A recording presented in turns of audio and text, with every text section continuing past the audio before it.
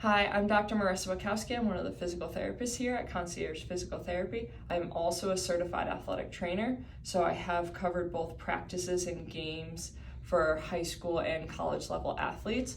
One of the things we're going to talk about today is concussions.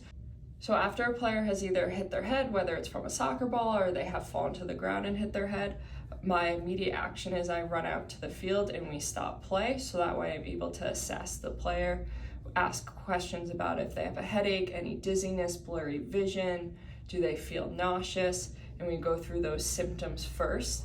And then the next goal is to safely get that player off the field, whether it's them walking, having a coach help me carry the player off. And from there, we go through a sideline assessment, again, asking those symptom questions, and then we'll go through some balance testing. We'll go through cognition, where I ask questions about remembering words, listing numbers forward and backwards, testing their balance. And then from there, I'm able to make an assessment if I believe this player should go back onto the field or not. So typically for a return to play process for an athlete who has had a concussion is we're looking at a 7-step program, where the first is we're just trying to manage symptoms. We want their daily baseline symptoms to be 0, like no headache, no dizziness. And then from there, we start to introduce some light aerobic activity, whether that's just on a bike or walking. And after light aerobic activity, we start to increase the heart rate a little bit more, doing a little bit more strenuous work, whether it's doing some lifting, starting a light jog.